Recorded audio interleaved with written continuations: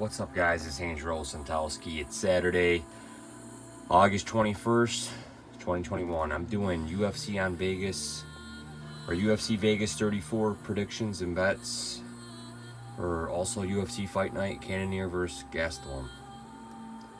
So this event will take place from the UFC Apex, UFC broadcast on ESPN, prelims on ESPN Plus. You probably watch the whole event on ESPN Plus. I love that app.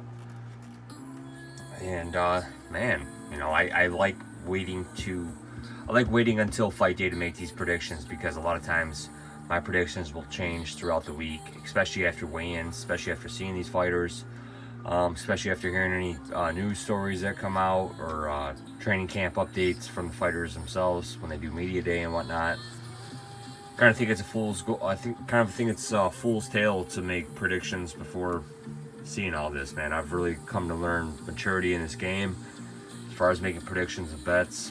You know, sometimes the best bets are made just prior to the fight starting. So that's just my take, guys. But let's do these predictions. Ramiz Brahma against Sasha Palatnikov. Palatnikov had a great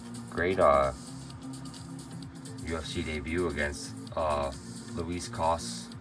I think he was a huge underdog in that fight too. Yeah, he was. Came back and beat him right across, ground and pound. Last fall, lost to Impa Kasaganai, and I think in Kasaganai's welterweight debut, no shame in that. Kasaganai's a specimen at that weight class, man, and he looked good at middleweight when he was Brahma. He lost to the resurging Max Griffin. Haven't seen a lot from this guy. You know, haven't seen a lot from this guy. Looked great at the weigh-ins. Palatnikov looked good at the weigh-ins too. I'm going to take Palatnikov here, man. I say he survives Brahma's early storm, and I'm going to take Palatnikov by decision. Roosevelt Roberts versus Ignacio Bahamondes. Two long, lanky guys. For lightweight, I will not be surprised in the outcome of this fight. I have no confidence in this fight. You know, Bahamondes lost a split decision to McDessie, which is not good. You know, McDessie's been on the downside for a while. Roosevelt Roberts, he's been struggling lately, man. He lost to Jim Miller and then lost to Kevin Kroom. Even though they got changed to a no contest because I think Kroom tested positive for marijuana or something. But, you know, it's a minus 140 on 5 dimes for Roberts. Plus 130 for Bahamondes. I'm going to take Roberts here by decision. No, zero confidence in this play. William Knight against Fabio Cherant. I thought William Knight looked pretty good in his win over Alexa Kamer last September. Showed what he had. Lost to Da Young Jung back in April. Really not too much shame in that. And he's going against Fabio Cherant that didn't really show a whole lot in his debut. He's a great grappler. Lost to Alonzo Menenfield by Von Flue. But I'm going to take Cherant here, man. A lot of money's been coming in on him during the week. He's a plus 150 dog to William Knight. I'm going to take Cherant here by decision. Say he gets takedowns in control, but I won't be surprised if Knight can just keep it standing. Bea Malecki against Josiane Nunes. Bea Malecki is huge for this weight class. Nunes, I think, is undersized. I'm going to take Bea Malecki here by decision. Brian Kelleher against Domingo Pilarte. Kelleher has a 10-inch reach disadvantage, I believe. I just think he's the better fighter. Smart fight IQ. I'm going to take Kelleher by decision here. Luis Saldana against Austin Lingo. Saldana got a nice one over Vince Murdoch in the Contender Series, I believe. Beat Jordan Griffin his last fight. Austin Lingo coming out of that Fortis MMA. I'm going to pick Austin Lingo here to win by decision. Not a lot of confidence in this play. Looking forward to this fight. But I'm going to pick Austin Lingo by decision here. Alejandro Pantoja against Brandon Royval. Earlier this week, I was like a lot of people. I was over to the Royval train. Like the fact that Pantoja weighed in first. Looked good. I think Pantoja's the faster fighter. I just think he's the better fighter. Just a little more skilled.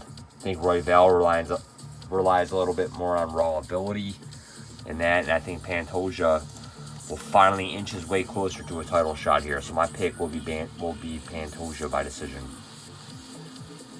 Another fight I don't have a whole lot of confidence in, the older Vince Pichel against Austin Hubbard.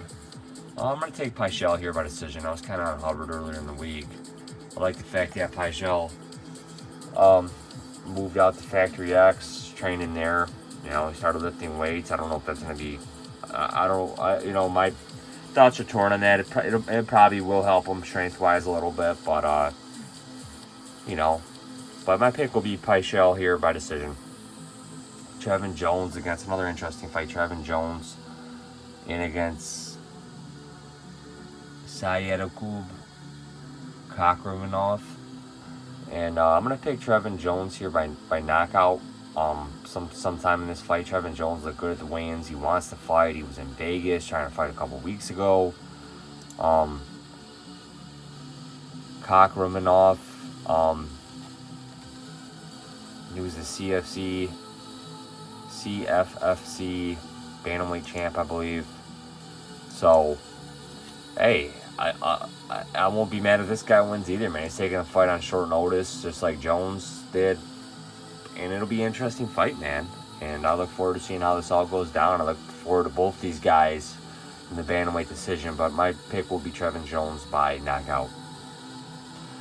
Jay Sherman against Parker Porter in a heavyweight fight. Interesting fight, man. Jay Sherman's been talking some smack.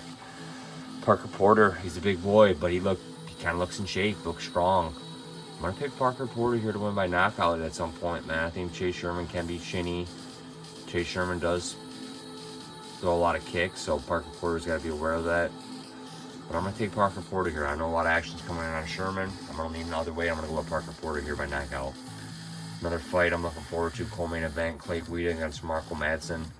And, man, what can you say, man? Clay Guida's a legend.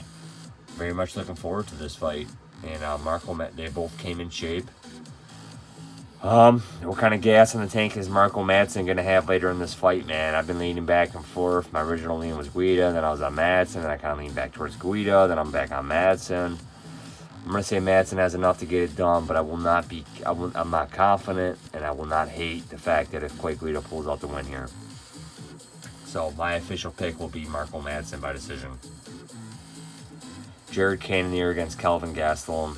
Gastelum initially missed weight by a quarter pound over. Had to get back on the scale in that box. Weighing at 186.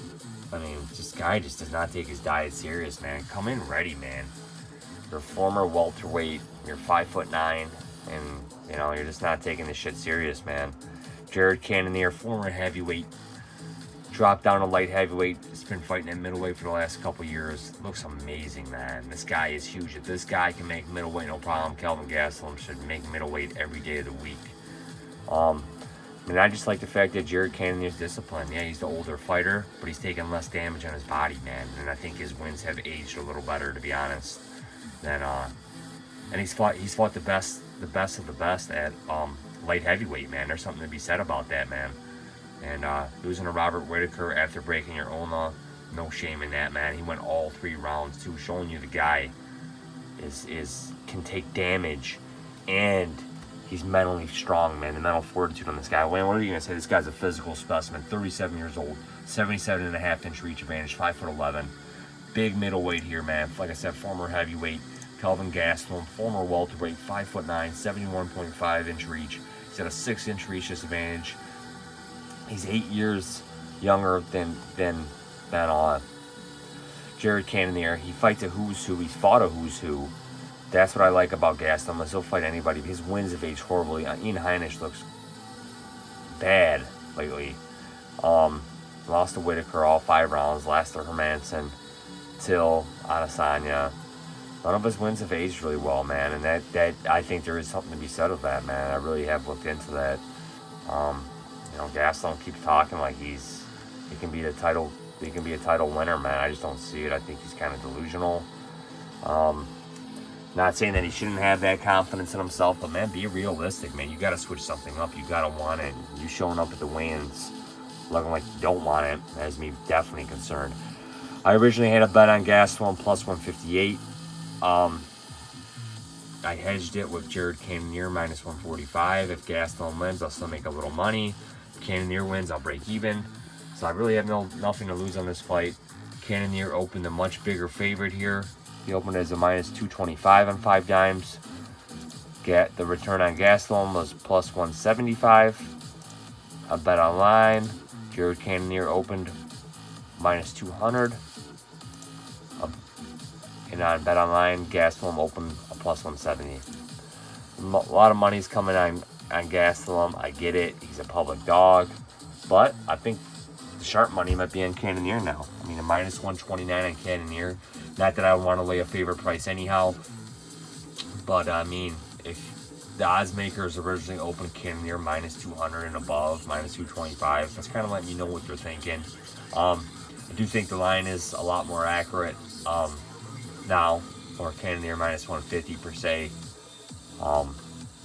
But I think Cannonier might be the right side here, man, after, like I said, really watching the weigh-ins. And I was on Gastelum heavy prior to the fight and whatnot. But, man, like I told you, I like to kind of wait till weigh-ins, kind of wait till fight day to kind of make my pick and predictions. And I'm going to, like I said, my official pick will be Cannonier here by decision.